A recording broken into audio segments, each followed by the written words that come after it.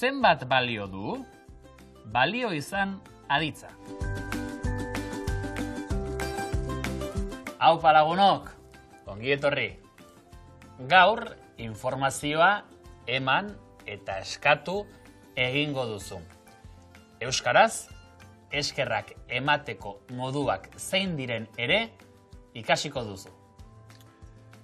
Ara, merkealdian daude dendak. Ea ba, zenbat balio dute prakek... Jesus.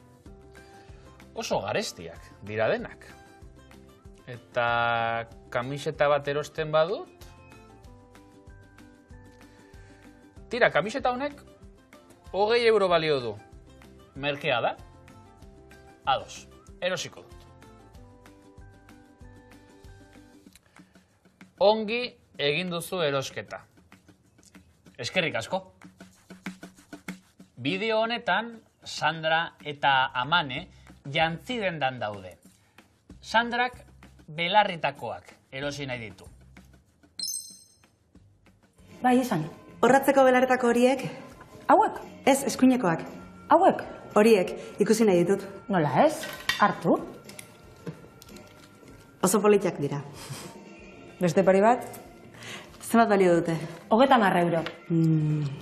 Hartuko ditut. Erki. Besterik? Ez. Amane, ez, mila esker. Zerbaiten prezioa jakin nahi badugu, zenbat balio du edo zenbat balio dute galdetzen dugu. Obiektuari erreferentzia zuzena egiten diogunean, nork kasuan deklinatzen dugu.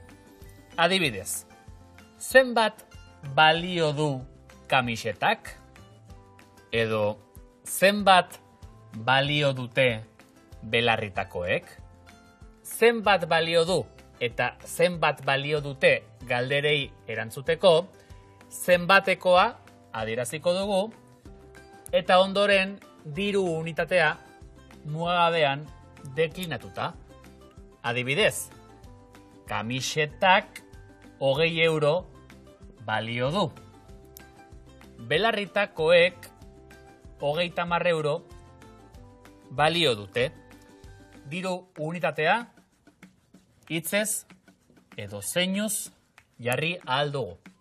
Diru unitatearen zeinua erabiltzen dugunean, zenbakiaren atzean jarriko dugu, tarte bat utzi ondoren. Eskerrak eman nahi ditugunean, hainbat formula erabili ahal ditugu. Gogoratu, erosketa bukatu dudanean, eskerrak emateko mezu bat jaso dut dendatik. Eskerrik asko.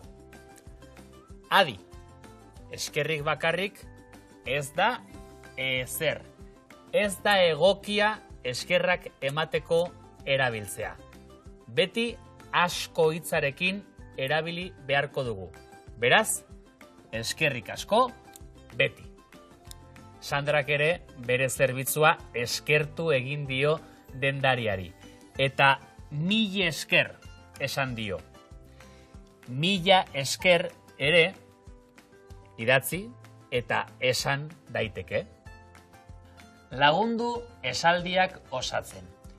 Zein galdetzaile erabiliko dugu?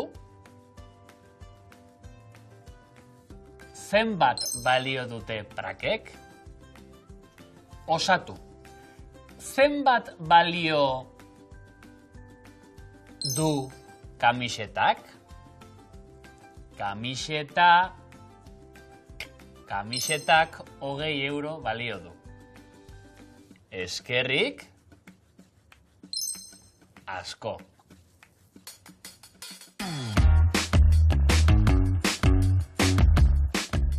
Zerbaiten prezioa galdetzeko.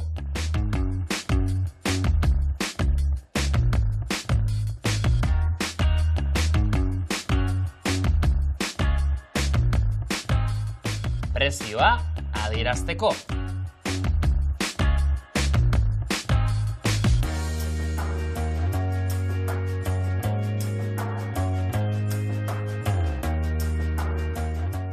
eskerrak emateko.